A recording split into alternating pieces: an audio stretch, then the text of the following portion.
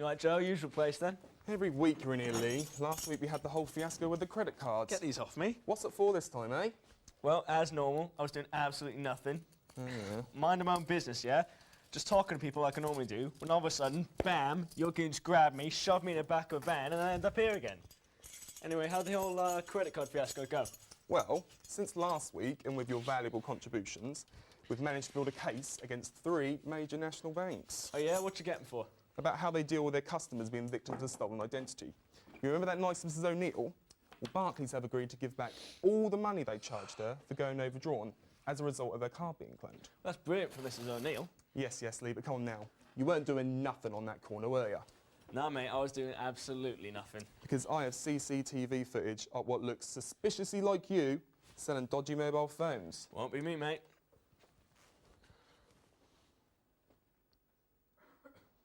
There you are.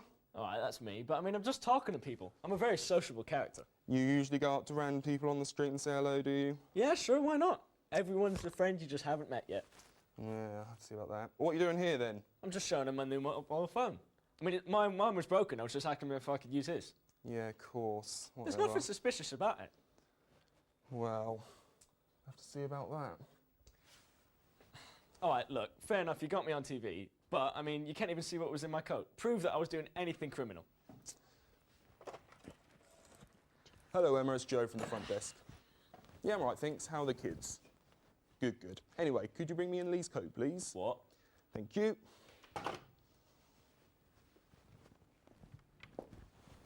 Oh. Thanks a lot. Yeah, that's my coat, but there's nothing... Oh. That's pretty compelling evidence, I'd say. Now, if you let me in on what's going on, maybe I'll advise the courts to go easy on you. What do you say? All right, mate, fine. I'll tell you everything then. You better, Lee. We'll be going away for a long time. What, to prison? I mean, I'm already in jail. I can't go to prison. I'm way too pretty for this place like that. I'll be eaten alive. Well, start talking then. And don't be telling me no porkies. All right, well, first thing I did was send people a fake address for them to send their phones to. You know, like those real companies are doing on TV. Oh, really? Carry on. But instead of sending them cash for their phones like those actual companies do, I just kept them and sold them on the street. We've actually heard a lot of similar stories about companies offering trade-ins. Well, it's like I always say. Companies, filthy crooks, the lot of them. Can't trust any of them. Huh, you're one to talk, Lee. You try and swindle people every day of the week. Even when you're locked up behind bars, you try and swindle the other person. Oh, those are the old days, Joe. I'm a changed man now. I'm nothing like that anymore. We'll have to see about that, won't we? Anyway, one of the underhand things we've learned about these companies is a report from Mrs. Julie Foster earlier on in the week. She sent her phone to Cash for Phones, but instead of not receiving any money like your customers, she received an Argos gift card. When she went to go and use it, she was told it was a fake. Uh-oh. I mean, it's like I said earlier. Argos, company, criminal. Can't trust them. No, Lee, it wasn't Argos that made the fake gift card, it was Cash for Phones. Oh, yeah, that's what they want you to believe, mate. We contacted Cash for Phones, but they refused to make any comment whatsoever. Hate to say it, Joe, but I'm smelling a bit of a swindle, and I know that smell even from behind bars. But there is someone from Argos coming in today to make a statement. Hi, I'm Laura. Hi. Cashier to Mrs. Julie Foster. I'm Officer Joe, nice to meet you. Hiya, I'm Lee, behind bars. How you doing? Quietly, you don't need to know your name. All right, mate, it's so much for being polite. We were just talking about the fake card incident. Would you care to come take a seat? Certainly. Okay. If you could start from the beginning for me, that would be fantastic. Well, first I got up and then I had a piece of toast and then I had a shower. But the shower was cold, even though I recently paid extra for hot water from my landlord. Which doesn't seem right. I mean from the start of the transaction. Oh, right. I was stood at the till as normal serving customers.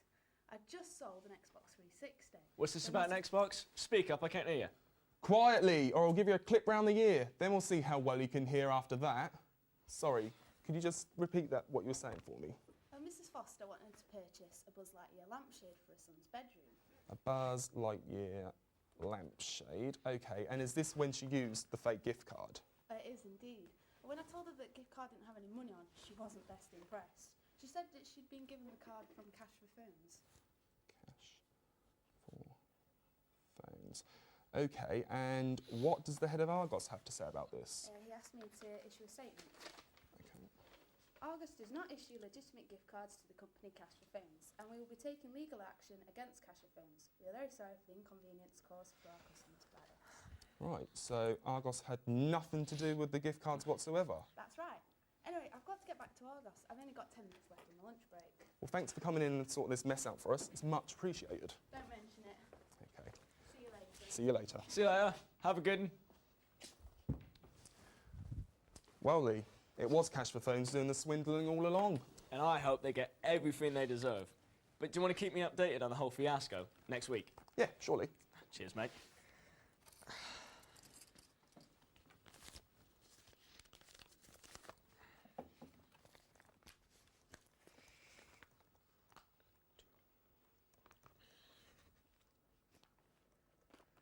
Stupid pen.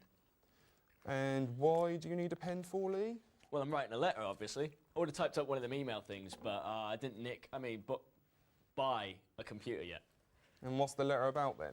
Oh, it's to Microsoft. It's about my Xbox. Your Xbox? Well, the one in the evidence room. I stole off that little kid. Really, Lee? Stealing off a little kid? Ah, he completely deserved it, Joe. I mean, he left his window wide open. I nearly broke my left leg trying to get through there. Anyway, I'm about to go and examine the Xbox, if you'd like to join me, but... Yeah, I know. Give me them cuffs. I won't say anything. Don't worry.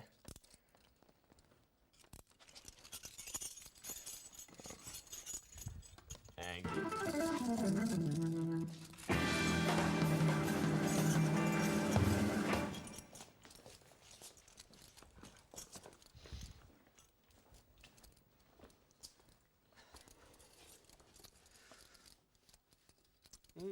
Check out some of this stuff. I wouldn't mind a bit of this in my pad. Yeah, don't even try and pinch anything, or I'll batter you like a cod. All right, mate, take it easy. I'm just kidding around. Not my place. Anyway, I'll just get the Xbox. Here we go. Well, there doesn't seem to be anything wrong from the outside.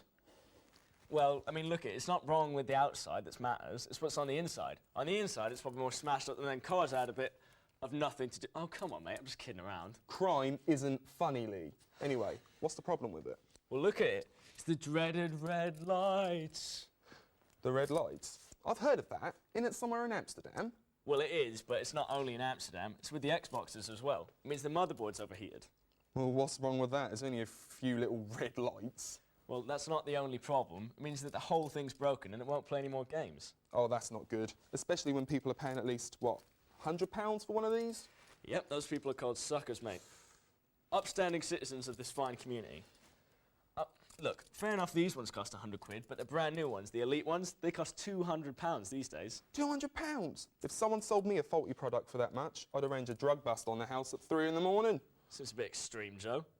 But anyway, my mate, right, he knows a guy who knows all about this sort of thing, and he's telling me that nowadays they're fitted with Falcon motherboards, which means that they're less likely to overheat. Well, at least they're trying to resolve the problem, I guess. Actually, I have a letter here regarding this. It's from Microsoft, after they tried to repair the Xbox. They say they don't know what's wrong with it. Oh, filthy companies. They're always trying to swindle us, left, right and centre. Calm down, Lee. I wouldn't want to have to restrain you. Anyway, it's not all bad. They say if you still have your warranty, they'll send you a brand new one. Well, it's brilliant for people with warranties, but I mean, I stole the thing, I don't have one. Well, just goes to show, crime doesn't pay. Anyway, we best get you back to your cell before the chief finds out. Do you have to? These cuffs are killing me. Yeah, whatever, Lee.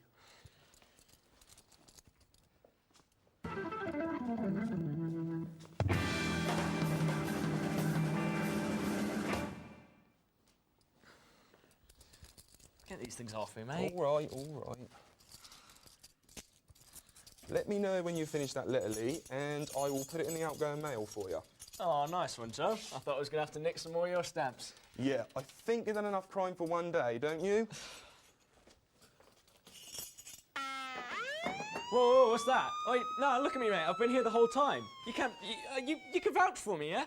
Lee, calm down. There's nothing to do with you this time. It's someone else. Phew. Joe, we've got someone in for questioning. The landlord you've had your eye on, the one who's been scamming his tenants. Oh, great. How did the arrest go? You know me, Joe, standard. There's Standard the case job. file. Great, thanks a lot. See you later, love. What do you know about this man, Lee? Lift up a bit, mate. Oh, yeah, that's Crooked Pete. He's the most crooked landlord around these days. My mate, yeah, rented a property from him a few weeks back, but when he got there, when he moved his stuff in, there was no window, no doors, nothing. That is bad. Anyway, I'm about to go and question him. Don't you go anywhere. Look, I could if I wanted to.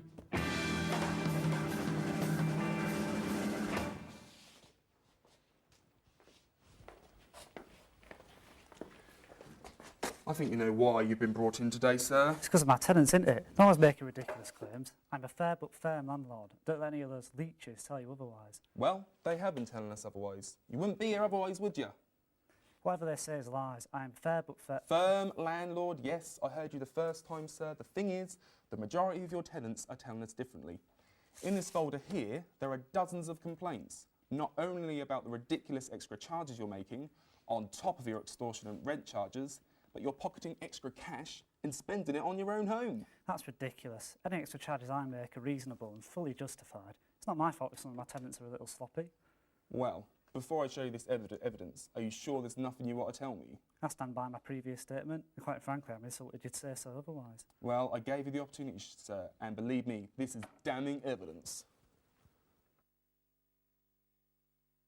Yes, well, we're first-time renters, and so when we were looking around and we ran into Pete, he convinced us we were getting our money's worth, really, didn't he?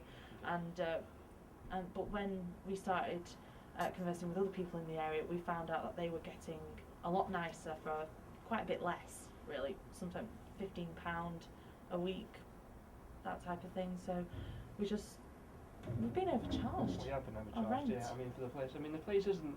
It isn't really bad. It's just like some parts of it is just like it could be better. Oh, there was the thing with the shower. The shower, yeah. The shower's been broken ever since we moved in.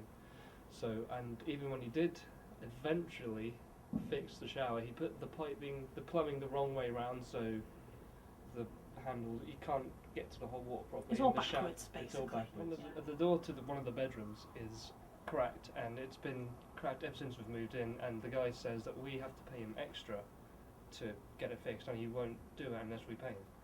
But even though it's in the contract that, like, any faults before we move in is the priority of the landlord. So he's not holding up his part of the contract? So no, he's not holding up any part of his contract. What you got to say for yourself then, huh? I demand a lawyer. I think you've told us enough already. This is unfair, unjust. I demand a lawyer.